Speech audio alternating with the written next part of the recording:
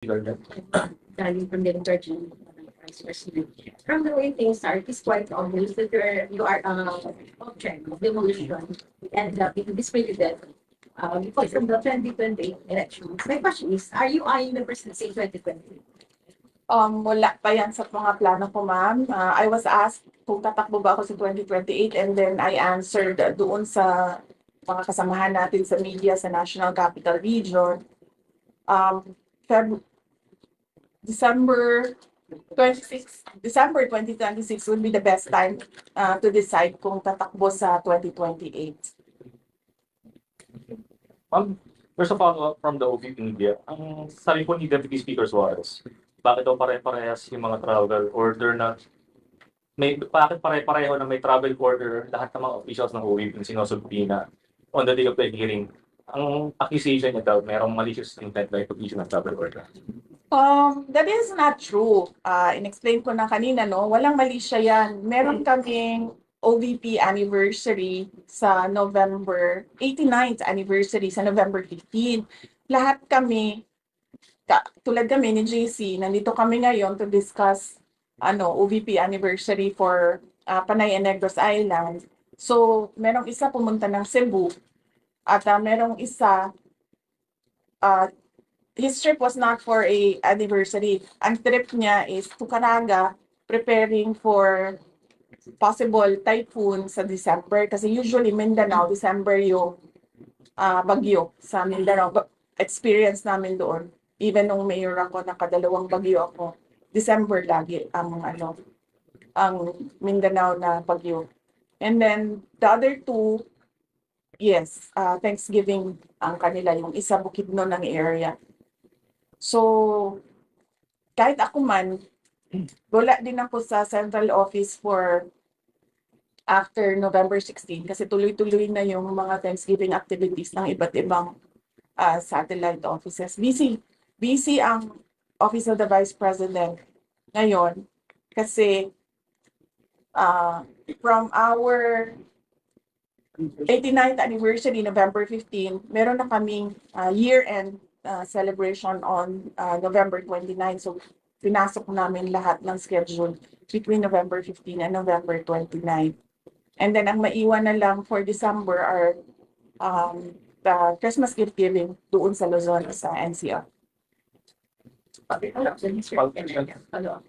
Yeah.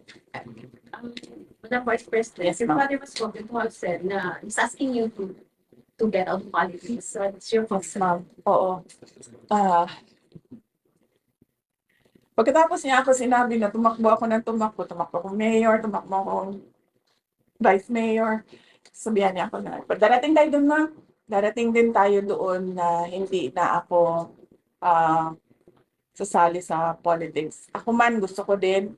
Ang problema ko is that I need to answer to 32.2 million Filipinos na who gave their trust and confidence for me to become the vice president of everyone, hindi lang 32.2 million.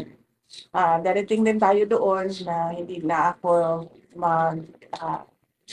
sasali sa politika.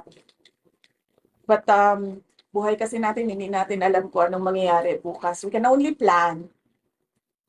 But it's always God's purpose that shall prevail. So, plano lang tayo ng plano, ma'am. Pero magtiwala din tayo sa Diyos. Follow-up kayo, sir. Congratulations. Ma'am, yung speaking of former President Duterte, yung reaction po ninyo or your take po ninyo na nag-refuse sa pag-attend na hearing na pinatawag sa kanya. Sa Quadcom, no? Well, that is his prerogative. Hindi ko alam kung bakit hindi siya umattend sa invitation ng hearing ng Quadcom. But kung ano yung desisyon niya, tulad ng sinabi ko kanina, kung ano yung desisyon ng mga OVP personnel, doon lang din ako susuporta. Mahirap kasi sabihan ng tao, umattend ka or wag ka umattend.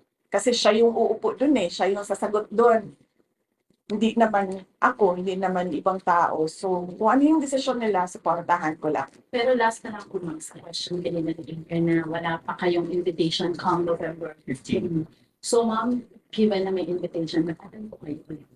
sa Quadcom, di na siguro. Di, ito ba yung Save the Queen? Ah, Ano po kayo, ma'am? kung yung Save the Queen lang ha, komentan ko na lang yan siya, ma'am. Kasi ano mo ma'am, walang gumagawa ng operation na sasabihin niya kung ano yung objective ng operation niya. Let's say for example, ang operation ko ay Save the Queen. Napaka-obvious naman siguro nun na parang tipong ang aming operation ay to make sure that she becomes president and ang pangalan ng operation namin ay ay Save the Queen. Parang walang tanga na operator na ipapangalan mo sa operation mo ay kung ano yung objective mo. So, hindi ko kayo. So, pag-iisipan ko ma'am, pag gusto kong makipag-away, siguro atan ako ma'am. Pero sa ngayon kasi sabi ko kay JC, parang sa January na lang makipag-away kasi nga sobrang busy talaga yung Thanksgiving ng 89th anniversary. And ito din yung introduction namin sa 90 years ng OPP next year. Thank you po. Any more question? Last one question. Follow up. May replacement ba kay Attorney Boa after his resignation as your official spokesperson? Wala pa, sir. Sa ngayon, wala pa kaming replacement for the Office of the Vice President spokesperson. And if you have recommendations or a short list, we'd welcome your recommendations. Last question. May tanong? Sigaw ka niya. Oh, but no, napakahalaga ng Panay and Negros Island satellite office namin. Last question. What can you say about the party list and other party lists identified during former President Rodrigo Duterte time as friends that are still running for? Sorry. What can you say about the party list and other ACT? other identified party lists that are served as administration that are still running? Makabayan lang. And the ACT teachers, no? Yes. Well, sa mga botante, pag-isipan ninyo kung susuportahan niyo yung ACT party list kasi kahit na convicted na sa child abuse yung kanilang nominee ay hindi pa rin nila pinapalitan. So, hindi ko alam. Hindi tama na isang grupo ng isang party list ng mga teachers ang kanilang nominee ay isang tao na convicted with the crime of child abuse. So, pag-isipan ninyong mabuti yan bago kayo bumoto ng party list. And sa iba namang mga makabayan block na party list, ilang beses na inulit-ulit ng NTF-ELCAC kung ano yung connection nila sa CPP, NPA, NDF. Yes, sir. We know Sorry, that you sir. we know that you are close to Pastor Bimboy. What can you say about this case? It's a good thing na he decided to surrender so that mas mapadali yung pag-hearing ng cases niya. And I understand he's fully cooperating with the courts. And sana ay matapos na i-resolve na yung kanyang mga kaso. Kung meron man siyang kailangan panagutan, then panagutan niya. Kung inosente man siya, then mapalaya na siya.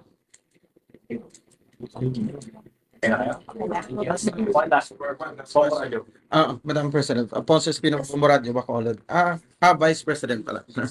Sorry, parang nagmamadali ako, excited din. Paano mo ba ihambing yung trabaho na ngayon nag-iisa ka na, compare mo na mayroong unity pa kayo ng administration ni President BBM. So, saan yung mas ganda na magtrabaho yung mag-isa o mayroong kasama?